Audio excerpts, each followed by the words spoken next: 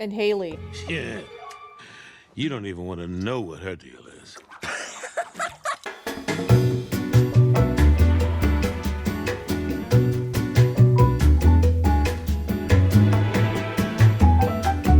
Niffty has scuttled into our hearts as the hyperactive gremlin of the Hazbin hotel crew. While she hasn't commanded a whole lot of screen time to date, she most certainly makes an impression when she does. And because of her unique, excitable personality, many on the internet have taken to theorizing about why she's this way. Some will point to possible sexual repression, others to OCD, and I even read from someone on Reddit who thinks she had a lobotomy sometime in life due to having died in the 1950s when these procedures were sadly quite popular for women. While we don't have a whole lot of information about Niffty's backstory yet, I figured in the meantime I would add my hat into the speculation ring by exploring the question of whether Niffty falls on the autism spectrum or not. Oh, and before we continue guys, I'm Haley Z, and I'm a licensed therapist and aspiring voice actress who is increasingly proving my hyperfixation with this show.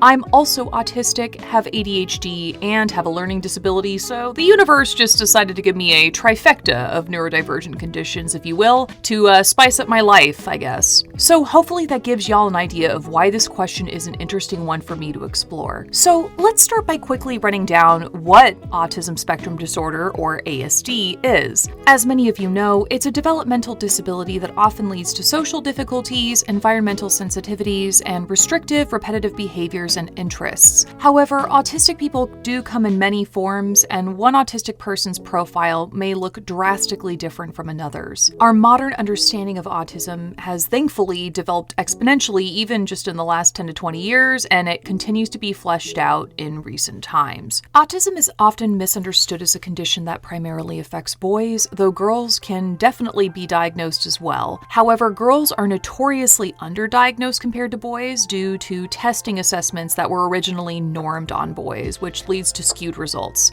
The CDC has documented that approximately 1 in 36 children have autism of any gender. Keep in mind that this does not necessarily account for the vast pool of undiagnosed adults, however, many of whom are just now getting diagnosed in their 30s, 40s, and even later in some cases. I am one such example, having been diagnosed at 33 years old. How people missed this back then, I will never know, but my story is sadly not uncommon for other women and girls who are autistic. But that's a whole other video, man. Shit's crazy. Going back to Niffty, let's talk about the traits she has that could be indicative of autism. I have to say this again. Remember, we're not fully diagnosing her. We're not giving a definitive diagnosis. This is just something that could be good to know. And hey, if you happen to have any of these traits, it may be good to examine within yourself and possibly seek diagnosis. So let's continue. First, Niffty does appear to struggle socially. For example, her meeting the hotel crew for the first time and asking why they're all women.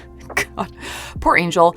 Or her being not aware of how she freezes on camera when Vaggy's trying to film her for the hotel's commercial. There's also her lovely directness, which neurodivergent people in general are known for.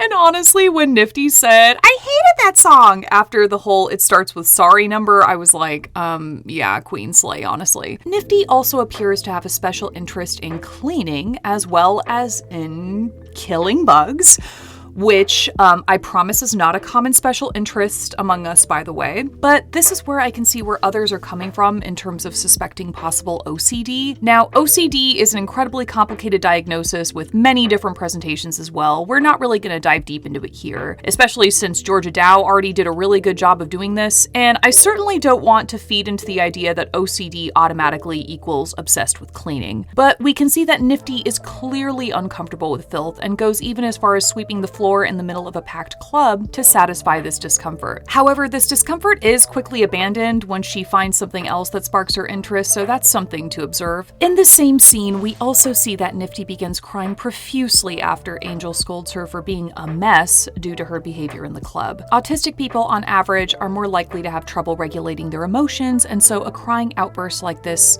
maybe more likely in an autistic person. However, do keep in mind that Niffty is apparently drunk in this scene, which obviously adds to her inhibition overall. Now, arguably, Niffty's most iconic scene occurs at the end of season 1 when she, of all people, kills the show's primary antagonist, Adam. This, honestly, guys, doesn't really have anything to do with this discussion or autism or anything like that, but in a weird way, it was nice to see her unhingedness put to good use.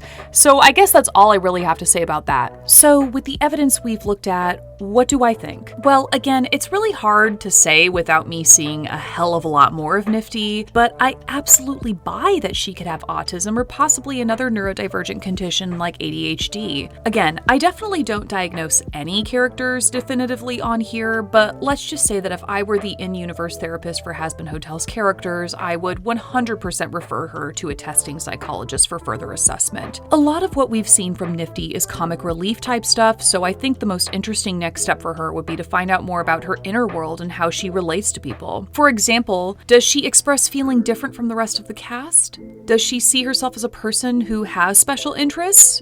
What are her values other than loving bad boys? I have to admit, I didn't expect much from Niffty when I first saw her on screen, and to be honest, I remember even being a little irritated at the lol random XD-ness that she seemed to exude. But I think with more hindsight and interaction with her character, I'm starting to really love her, and I think she's so cute, you guys. I honestly can't wait to have more of this tiny, bizarre, murderous woman on my screen in season 2 and beyond. So thanks for listening, guys. This was a quick one, but I thought it'd be really fun to talk about this character, especially after one of my commenters asked me about making a video about her. I really hope you enjoyed it. It was all in good fun, of course, and again, I'm an autistic therapist, so I'd love to hear your own thoughts down below, and be sure to stick around if you like mental health analyses about Hazbin Hotel, Hell of a Boss, and all of our other indie darlings. Let me know what else you'd like to see from me as well, and in the meantime, hope you have a great day. Bye!